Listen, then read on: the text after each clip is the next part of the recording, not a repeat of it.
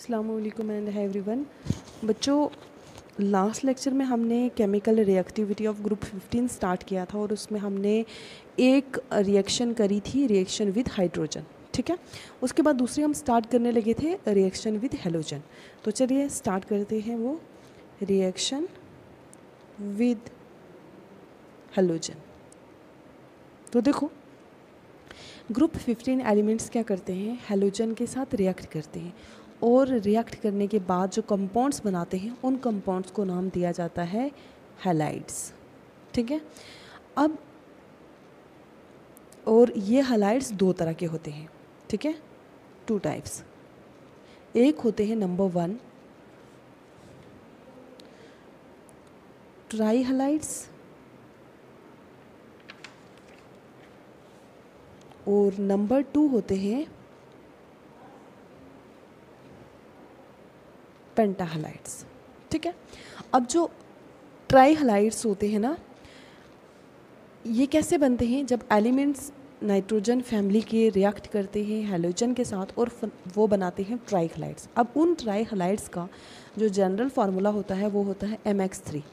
यहाँ पर M क्या है, नाइट्रोजन, फास्फोरस, आर्सेनिक और एंटीमनी और बिस्मथ। ठीक है, और X क्या है, देखो हैलोजन्स को S से हम डिनोट करते हैं, X से हैलोजन को। तो X3 का मतलब है जैसे Cl3 हो गए, ठीक है, जैसे Br3 हो गए। ठीक है, मतलब 3 जो एटम हैं ये होंगे एक ही एलिमेंट के। ठीक है, अब उसके बाद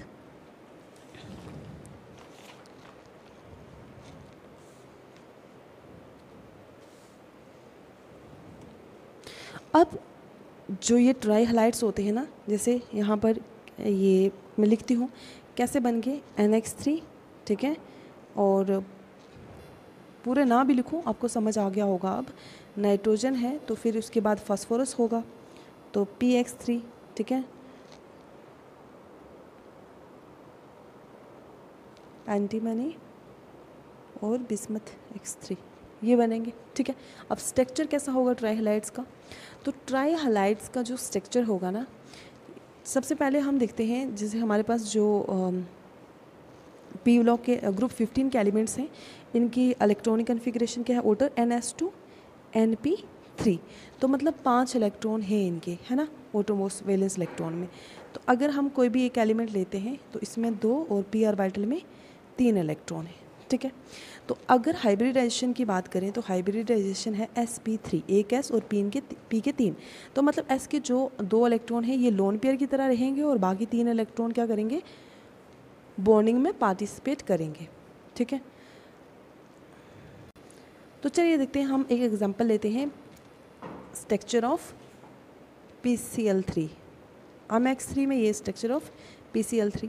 तो देखो, फास्फोरस की जो इलेक्ट्रॉनिक कन्फिग्रेशन एटॉमिक नंबर है वो 15 है। इलेक्ट्रॉनिक कन्फिग्रेशन क्या होगी, नियान के 10 और NS2 और NP3। ठीक है, तो यहाँ पर देखें आप कि S के 2 इलेक्ट्रॉन, P के 3 इलेक्ट्रॉन। हाइब्रिडाइजेशन कौन से शो करेगा, sp3। वहीं अगर Cl की बात करें तो क्लोरीन का एटॉमिक नंबर कितना होता है, 17। इसमें नियॉन हो गए 10 और मैं यहाँ पर लिख देती हूँ 3s2 और P में कितना इलेक्ट्रॉन है, यहाँ पर 5 है, 3 4 5, क्योंकि 10 2 12 और 5 कितने होते हैं, 17। ठीक है, तो 17 हो गए पूरे। अब यहाँ पर आप देखो एक ही इलेक्ट्रॉन है अवेलेबल, ये कौन सी ऑर्बिटल है, ये px, this is py and this is pz। 1 pz orbital available है जो जाके इसके साथ बॉन्ड बनाएगी, है ना। तो अब यहाँ पर मॉलिक्यूल कितने लिए हमने, 3। तो अब 1 2 3 है, तो तीनों में एक एक pz ऑर्बिटल में एक इलेक्ट्रॉन, pz में एक इलेक्ट्रॉन, है ना, तो 3 इलेक्ट्रॉन है। तो 3 इलेक्ट्रॉन, ये 3 यहाँ पर जो अनहाइब्रिड मतलब अनपेयर्ड इलेक्ट्रॉन है इनके साथ जाके ओवरलैप करेंगे। तो आउट ऑफ 4 जो sp3 हाइब्रिड ऑर्बिटल हैं फास्फोरस की, ठीक है, एक में लोन पेयर है। ठीक है, और 3 जो हैं जो रिमेनिंग 3 हैं वो 3 सिग्मा बॉन्ड बनाएंगी किसके साथ, 3 विद 3pz1 एटॉमिक ऑर्बिटल, ठीक है, क्योंकि एक इलेक्ट्रॉन है pz है और 3 है, क्योंकि एक क्लोरीन ये, एक ये 2 और एक ये 3, ये PCl3 है, ठीक है। तो जिसकी वजह से जो हमारे पास स्ट्रक्चर बनेगा वो कैसा बनेगा, देखिए आप, तो ये हमारे पास लोन पेयर हो गया, ठीक है, ये हमारे पास फास्फोरस हो गया। तो फास्फोरस कुछ ऐसे पहले पिरामिडल का स्ट्रक्चर बनेगा। तो अब ये किसके साथ करेगा ओवरलैप, PZ ऑर्बिटल। और आपको पता है P जो होती है वो डंबल शेप की होती है। कल हमने ऐसे बनाया था क्योंकि वो S ऑर्बिटल थी, वो स्फेरिकल थी। तो अब ठीक है, तो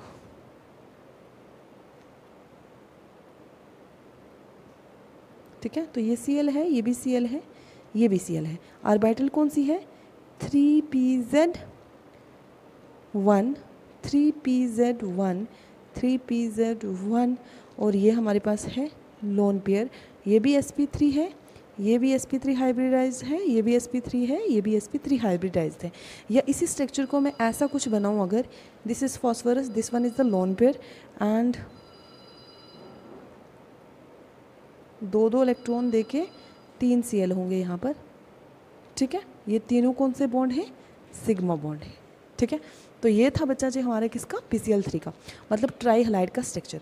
अब पेंटा हैलाइड का देखते हैं। अब ग्रुप 15 के एलिमेंट जो हैं ये नाइट्रोजन फैमिली के रिएक्ट करते हैं हेलोजन के साथ, मतलब this will react with halogen. जब ये हेलोजन के साथ रिएक्ट करते हैं तो क्या बनाते हैं, पेंटा हैलाइड्स, जिनका जनरल पेंटा हैलाइड्स बनाएंगे, पेंटा हैलाइड्स। और इन पेंटा हैलाइड का जो जनरल फार्मूला होगा वो होगा MX5। यहाँ पर M जो है वो हमारे पास फास्फोरस होगा, नाइट्रोजन होगा, फास्फोरस होगा, अर्सेनिक होगा, और एंटीमनी और बिस्मथ, ठीक है। और X जो है हमारे पास, ये X, ये फ्लोरीन हो सकता है, क्लोरीन हो सकता है, ब्रोमीन हो सकता है, आयोडीन हो सकता है, ठीक है, समझ आई। अब जो नाइट्रोजन है ये पेंटा हैलाइड नहीं बनाता, ठीक है। यहाँ पर देखो, यहाँ पर जो MX5 है, MX5 के केस में यहाँ पर M जो है वो नाइट्रोजन नहीं होगा, P से स्टार्ट होगा। क्यों, क्योंकि जो नाइट्रोजन है वो पेंटा हैलाइड्स नहीं बनाता। अब पेंटा हैलाइड्स क्यों नहीं बनाता, क्योंकि इसमें D ऑर्बिटल प्रेजेंट नहीं होती, there is lack of P orbital, तो जिसकी वजह से ये पेंटा हैलाइड नहीं बनाएगा। वहीं जो बिस्मथ है ये भी मतलब एक स्टेबल पेंटा हैलाइड नहीं बना सकता, क्योंकि इसमें ये क्या शो करता है, इनट पेयर इफेक्ट। तो मैं इसको भी यहाँ से काट दूंगी, तो यहाँ पर M क्या है हमारे पास, ठीक है, ये 3 एलिमेंट है। क्योंकि यहाँ पर नाइट्रोजन पेंटा हैलाइड नहीं बनाएगा, रीज़न ये है कि नाइट्रोजन के अंदर नाइट्रोजन पेंटा हैलाइड नहीं बनाएगा because of lack of D orbital, ठीक है बच्चा जी। और वहीं जो बिस्मथ है ये भी पेंटा हैलाइड नहीं बनाएगा because of the inert pair effect, क्योंकि S ऑर्बिटल के इलेक्ट्रॉन इन्वॉल्व नहीं करेंगे, ठीक है। तो अब स्ट्रक्चर देखते हैं फास्फोरस पेंटा क्लोराइड का, PCl5 का, पेंटा हैलाइड ही है, PCl5 में हमने ले लिया, PX5 में क्लोरीन ले लिया, तो PCl5 हो गया। तो फास्फोरस पेंटा हैलाइड, सबसे पहले फास्फोरस का जो एटॉमिक नंबर है वो हमें पता है 15 है, ठीक है। 15 में क्या है कि यहाँ पर नियॉन ले लिया, 10 यहाँ हो गए, और S के 2 इलेक्ट्रॉन हो गए, और P के कितने हो गए, 3 इलेक्ट्रॉन हो गए, 10 और 2 12 और 15। तो यहाँ पर D ऑर्बिटल वेकेंट है इसके पास, ठीक है।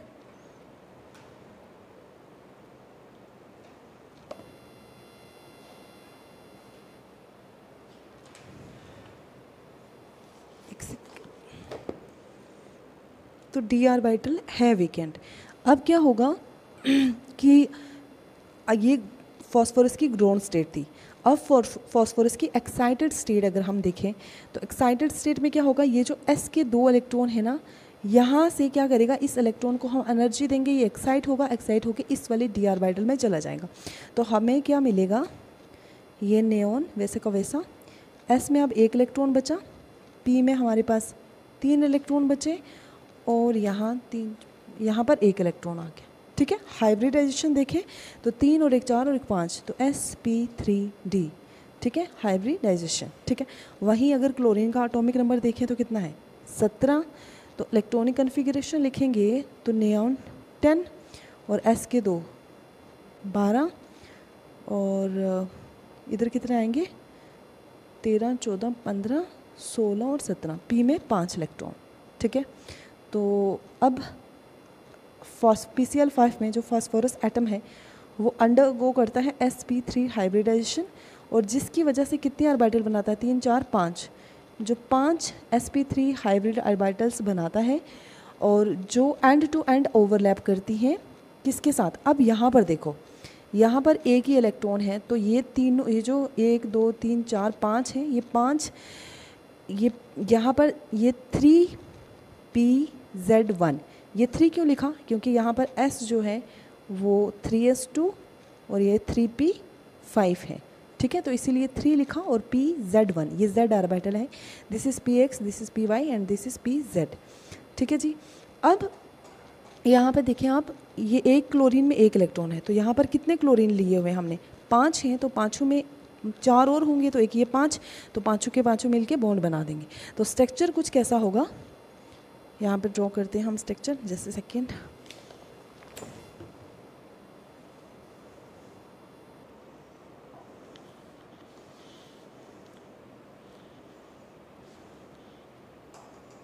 यहाँ पर स्ट्रक्चर बनाती हूँ मैं,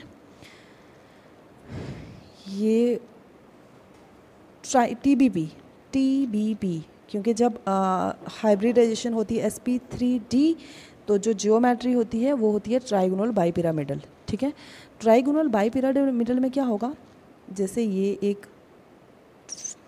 देखो ये ट्रायंगुलर टाइप का बन गया, यहाँ पर Cl, यहाँ पर Cl, यहाँ पर Cl, 5 है तो एक Cl यहाँ और एक बाइपिरामिडल, मतलब एक पिरामिड ऊपर एक नीचे। ठीक है, तो सारे के सारे कौन से बॉन्ड हैं, सिग्मा बॉन्ड है, 2 इलेक्ट्रॉन इस बॉन्ड में, 2 इसमें, 2 इसमें, 2 इसमें और 2 इसमें। ठीक है, अगर इसका दूसरा हम स्ट्रक्चर बनाएंगे तो ऐसा कुछ बनेगा, देखो ये है हमारे पास p ऑर्बिटल। ठीक है, और 1 2 एंड दिस 1 3, ये sp3d, ये भी sp3d, ये भी sp3d। ठीक है, ये होगी, और 4, ये भी कौन सी होगी sp3d, और फिर यहाँ sp3d। ठीक है जी, अब यहाँ पर ऐसा कुछ स्ट्रक्चर, ये इधर भी ऐसा ही बनेगा, चलो ऐसा, और यहाँ पे भी ऐसा। ये कौन सी ऑर्बिटल है जो ओवरलैप कर रही है, ये एंड टू एंड ओवरलैप हो रहा है ये ऑर्बिटल, ये क्लोरीन है, ये भी क्लोरीन का कौन सी ऑर्बिटल है, ये है हमारे पास 3pz1, ये भी है हमारे पास 3pz1, ये भी है 3pz1 और ये भी है 3pz1। ठीक है, तो ये स्ट्रक्चर जो है ये ट्राइगोनल बाइपिरामिडल है। अब ये हमारी जो कुछ केमिकल रिएक्टिविटी थी या केमिकल रिएक्शंस थी वो हमने डिस्कस करी, बाकी की जो 2-3 और हैं तो वो भी हम डिस्कस करेंगे। पहले मैं नोट्स भेजूँगी, आप एक बार देख लीजिएगा, अगर नोट्स में आपको समझ आता है बेटर, नहीं तो मैं समझा भी दूँगी। Thank you.